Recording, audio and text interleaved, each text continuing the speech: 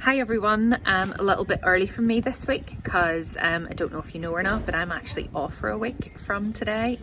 Those of you who are in the office will be sick hearing from me about that. So quick update from me this week. Couple of key things happening across the week. The first and the biggest is the departure tomorrow of our lovely Becky Burns. It is a particularly sad day after 7 years with the company. I'm going to be dreadfully sorry to see Becky go, and I'm sure you guys will be too. So Becky, best of luck. It certainly won't be goodbye for us, but the best of luck in your new role, and the Civil Service are very lucky to have you. So for those of you who aren't joining us for pints tomorrow, be sure to let Becky know what you think of her, good and bad. It's a really good opportunity, just kidding. So for you, those of you who didn't know. So then on to our performance this week. So Stephen's team, Becky's old team, have now just moved into early life training. That is the final training group for all of us, which is really great news.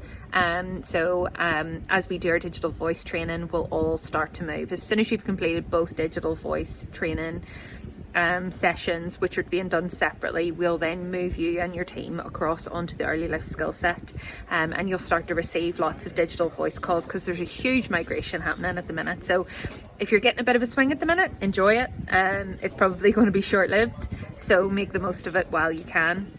In terms of our complaints performance week to date, great response from you guys last week. We managed to increase our complaints raise to, I think it was 165 at the end of the week. Week to date, we've been a little bit behind. So keep focused, keep raising the complaints, keep acknowledging what you're hearing your customers say, and really stopping and listening to what they're telling you, and taking the opportunity to really kind of use what they're telling you, to respond back to them, to let them know that you care, and then raise the complaint, and let's start turning the dial on this stuff. I know you can do it, and it really will transform our performance. Outside of that, that's pretty much it. Mike Curtin is my cover for the week. I am going to go off and just enjoy myself for a week. So one final thing. I've been asked to pick up a project for Connections. For you guys who have moved from tech, you will recall how many transfers we used to get into tech from Connections, and vice versa, how many you get now from tech. So I'm gonna in this email, I'm gonna share a little form that there is, and that I want you guys to fill out every time you have to do a consult or a transfer.